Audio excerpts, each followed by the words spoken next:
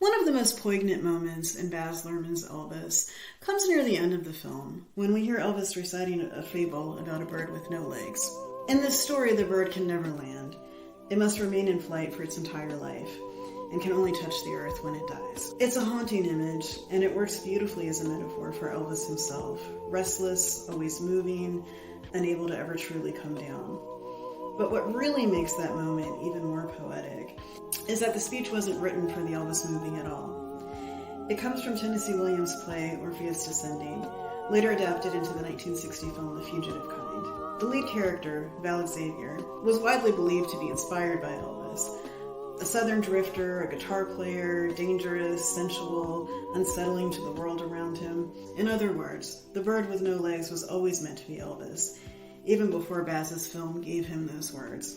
And that got me thinking about how Elvis has shown up in other movies. In this case, not biopics, not straightforward tellings of his life, but films that use Elvis as a symbol, a theme, a presence. Especially when I was growing up in the 80s and 90s, Elvis was everywhere. Today I wanted to take some time to take a look at some of these films, and how they show us the ways that Elvis's presence has lived on in cinema long after his death.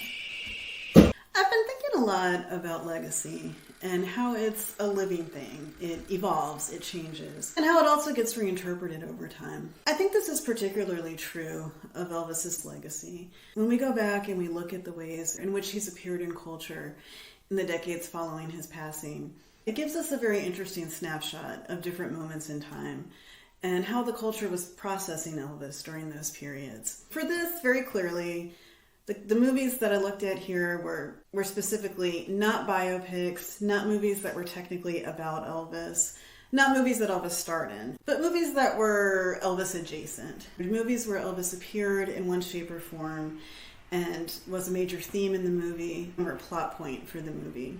I had originally thought that I would do something very similar to what I did with the song videos by maybe just focusing on 2 or 3 movies. But what I came to realize very early on in researching this is that there were so many more movies than I realized. I knew there would be a lot. I put in a lot of man hours watching these films. They're not all created equal. Some I really enjoyed, some were god-awful. The first one that I wanted to talk about is the first posthumous movie about Elvis that I could find. This was before there was really a boom of Elvis sightings in movies. It would take a few more years after this one came out before Elvis movies really became a dime a dozen. This was a very small but very charming 1980 film, originally titled To Elvis with Love. In later years, the title would be changed to Touched by Love. It's based on a true story, a memoir written by a woman named Lena Canada. Lena wrote in the memoir about her experiences with working with a young girl named Karen. Lena was a care aide in a residential school for children with disabilities. Karen was a young girl with cerebral palsy who, at the time that Lena first met her, was more or less despondent, withdrawn, wouldn't engage with the staff or the other children at the school. Upon forming a relationship with her, Lena realized that her favorite singer was Elvis. The book and the movie appear to take place in perhaps the late 1950s. In the memoir, Lena recounts how, as part of her therapy, she encouraged Karen to write letters to Elvis, who responded with return letters and presents that he sent to Karen. It's very hard to find any real backstory information about the real people involved. Lena may have been friends with or had a connection with a publicist in Hollywood, likely May Mann, a publicist who had a strong connection with Elvis. It seems to be believed that Mann was able to take these letters personally to Elvis and ensure that Karen would get a response. I really wish that I knew more about the real story, and if anybody does, I would love to hear more details about it, so please feel free to share what you know. So one of the things that's notable about this movie is that since it was really one of the first films to reference Elvis after his death, it's done in a very reverent and very respectful way. Elvis doesn't appear as a character in the movie per se. His letters arrive, the joy that this brings Karen is a big part of the plot, but we never see or hear him directly. The movie really serves as a sensitive and respectful tribute to both Elvis and his generosity, and Karen, the young girl whose life the book is based on. As far as the movies that I watched for this project when this was probably one of the ones I enjoyed the best. It is very sentimental. It's a tearjerker. It featured also a very young Diane Lane as Karen in one of her first major roles. She's excellent. She gives a really great performance here. I think given the close proximity to Elvis's death, all in all, it comes across as a very respectful tribute to his legacy. So then culture moves on, the 80s wear on, and this is when we really start to see the influx of Elvis films. What I realized as I started watching these was these movies are less about Elvis and more about Elvis fandom, or the culture's relationship with Elvis, what Elvis symbolizes to us and his impact on culture, in ways good and bad. And they kind of start to break down into different genres of movies. And I would say that after Touched by Love, which is kind of its own thing, as we start kind of grinding through the 80s and 90s, I began to realize that the movies I was watching tended to fall into two camps. One being representations of Elvis that veered a little bit more toward parody and satire. And the other camp being movies that really reflected the idea of Elvis as a guide or a spiritual presence almost. Those reflect very different things. There's different intents behind those.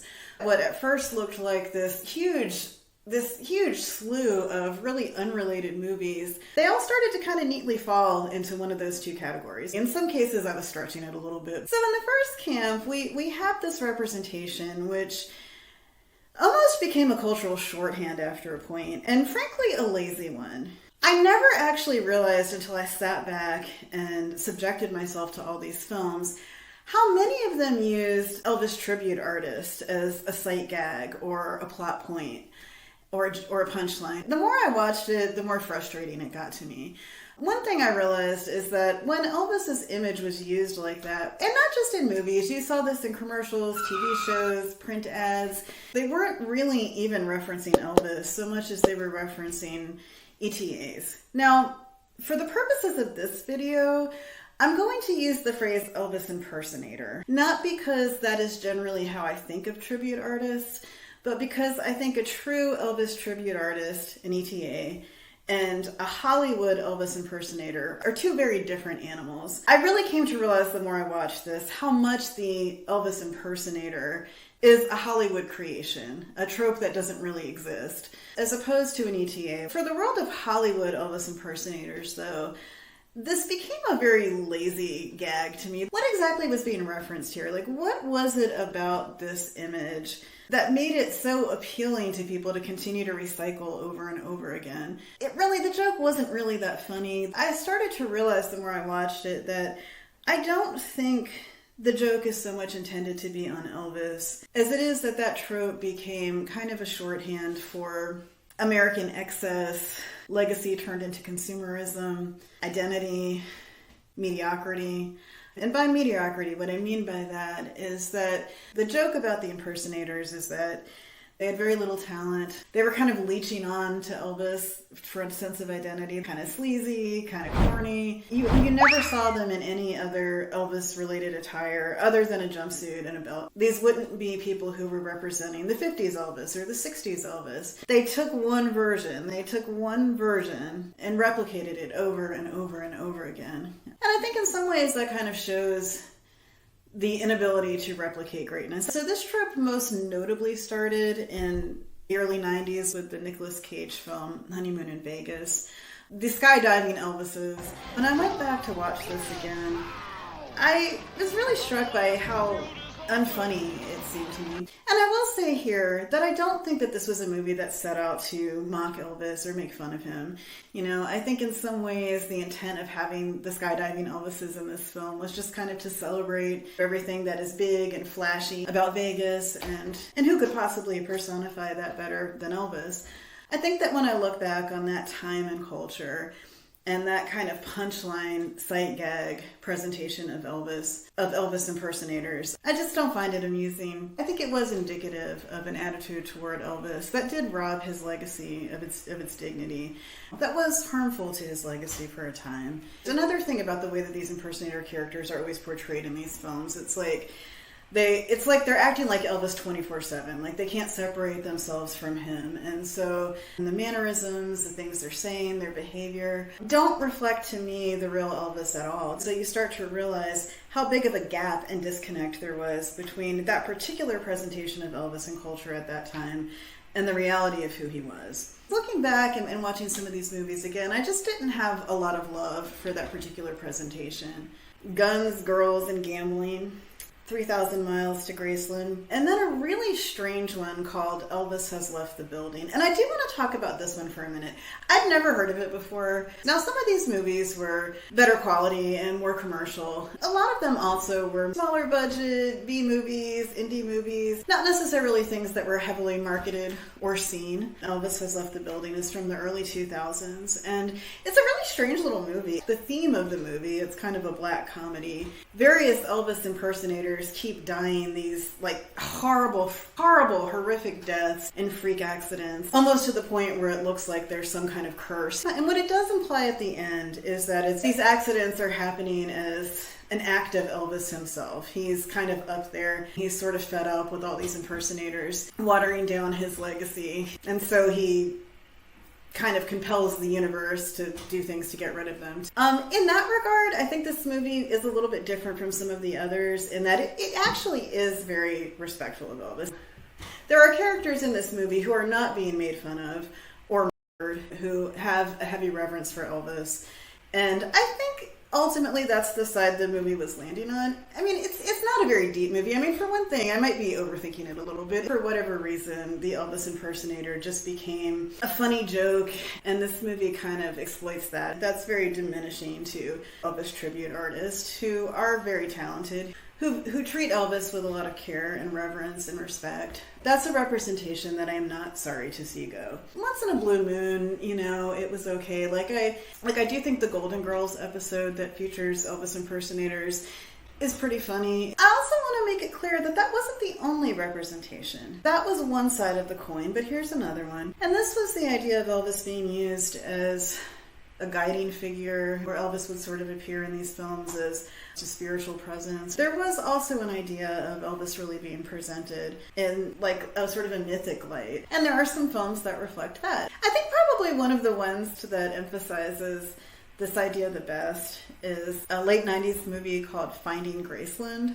Now, I'm going to say first off, like, in terms of being well-made or good, I don't necessarily know that I'd go that far with this film. But that didn't mean that I didn't enjoy it. It's a very much of its time. It's a very kind of low-budget 90s indie movie. You either like those or you don't. Probably the most notable thing about it is that at the end of the film, there actually is footage that is filmed in the real Graceland.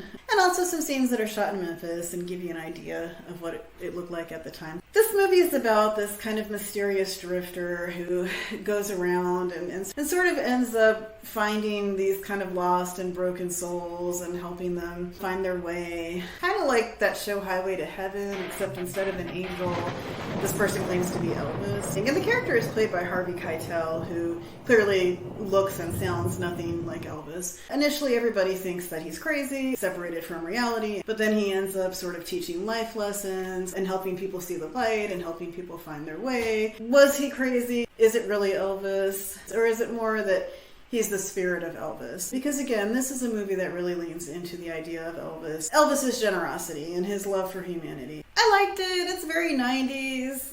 It has Bridget Fonda in it. It's very 90s. It has Bridget Fonda in it. This is a movie that really does celebrate, I think, the spirit of Elvis. Another really interesting entry in this genre is a late 80s film by Jim Jarmusch called Mystery Train. In a lot of ways, this movie is really more of a mood or a tone poem. It's very surrealist. Plot is not the point. In fact, the whole thing really kind of falls apart and goes off the rails in the third quarter. This presents a Memphis to us that is kind of darkly ethereal, where Elvis literally looms over the city as kind of spiritual presence or a specter. It's also an interesting picture of what Memphis looked like in the late 80s, evoking that sort of spiritual pull that Memphis has, that feel that's both sacred and haunting. Another one I'm going to throw in this category, which is probably a stretch, but I thought about it and I figured I could make it work, is the early 2000s camp classic Bubba Ho-Tep. This is a B movie. It's a pretty kishy film, intentionally so. But I think that the charm of the movie is that it's really not stupid. It has a fanciful plot, but underneath all that, it's really a pretty moving story about aging and regret. Bruce Campbell is hilarious in this, and this is a movie that I think on the surface could look like a punchline or a parody version of Elvis. But actually, I think underneath the camp and the humor, it's really quite dignified. And it ends on a note that allows Elvis a dignified ending. Another one that was completely new to me turned out to be kind of a hidden gem. It's a TV movie from the mid-90s starring Roseanne, called The Woman Who Loved Elvis. Story here, again, this is a story where I think Elvis is used as somebody's sort of guiding symbol of hope and optimism. It's a story about a woman who many people see as being a kind of fixated, obsessed, crazy Elvis fan. She has a shrine to him in her yard. She kind of devotes her life to Elvis, which we learn came about after her husband left. So she's been sort of coping with her loneliness by using Elvis as an outlet. But as the movie goes on, it's not played for laughs. One of the points of this movie is that, while everybody else finds this character to be eccentric and deluded, what we actually begin to learn is that she's probably better off than anybody else, and has a better understanding of what life is really about, and has a happy ending. Based on a book called Graceland, which I found for like $2 on eBay. Now, this movie is pretty much what you would expect from a TV movie starring Roseanne and Tom Arnold from the 1990s, but I really enjoyed it. It was kind of a buried treasure. First, you're not really sure where it's going to go. You don't know if they're sort of playing this character's Elvis obsession for laugh. But as the movie goes on, you come to realize that he's sort of a symbol of hope and inspiration for this woman going through adversity. Now, when talking about the genre of Elvis as a guide movies, I would be absolutely remiss to not bring up 1993's True Romance. This is the film where Val Kilmer famously plays a kind of fantasy version of Elvis, who resides in the head of the main character Clarence, played by Christian Slater. The Elvis that we get here, Val Kilmer's Elvis, we never see his face. He's kind of this dreamy, mythical creature who exists solely in this character's subconscious. But for the purposes of the film, the character really uses Elvis as his guide. Here, Elvis is kind of presented as the ultimate of cool, powerful, confident, and the character kind of uses this fantasy version of his idealized picture of Elvis as this guide who kind of possesses the qualities that he lacks. At the beginning of the movie, the character of this film is lost and weak-willed. He kind of uses his imagined conversations with his idol Elvis to sort of project all the qualities he doesn't have in his life. He largely does this in ways that are very violent and illegal and not good. Here, Elvis is used as both a universal figure that everybody can identify and relate to, but also the movie deals very much with the main character's unique fantasy about Elvis. We also can have very personalized relationships with our icons. Often we may project on them the things that we want them to be, or idealize certain parts of them.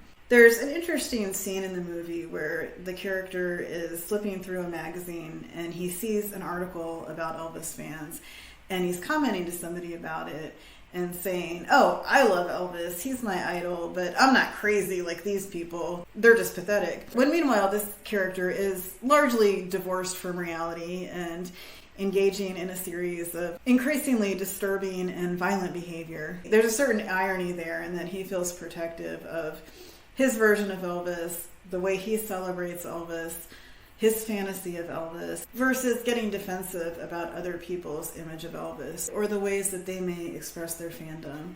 Which, there's some accuracy there.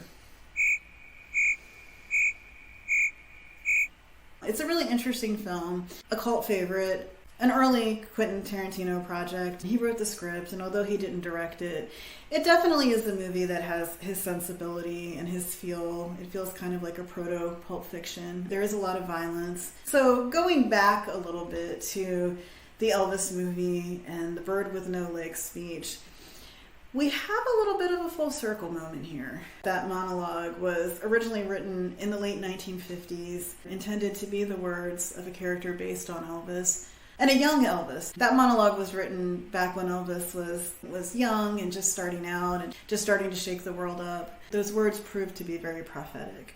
It also puts Baz Luhrmann's Elvis in an interesting context. One of the things that Baz talked about a lot in the promotion for the film was that part of what he wanted to do with this movie was to erase the Elvis as wallpaper effect. I think what he meant there was that Elvis is such an often reproduced image that we see over and over again, that sometimes it gets to the point where we don't really see him anymore. He's a commodity, he's a product, he's a punchline. Part of what Baz was very clear he wanted to do was restore his sense of humanity and dignity.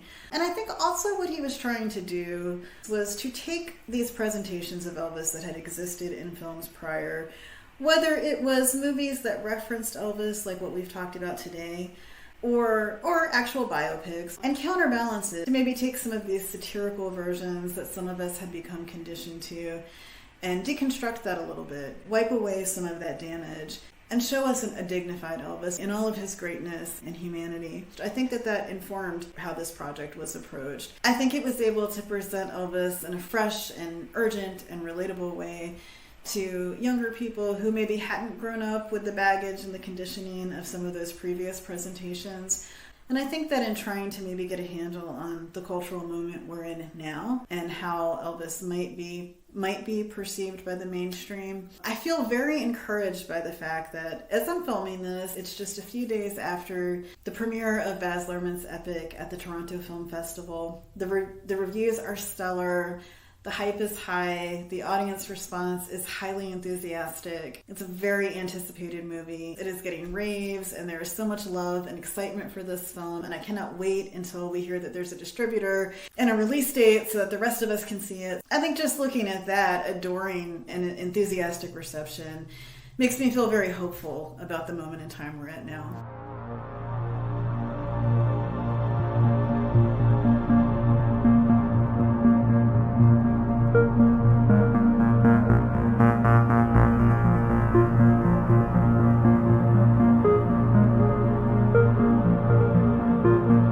It doesn't have to end here. Click on one of the videos below for Elvis and more, and we'd love to have you like, share, and subscribe, and maybe even join so we can put some more gas in this thing.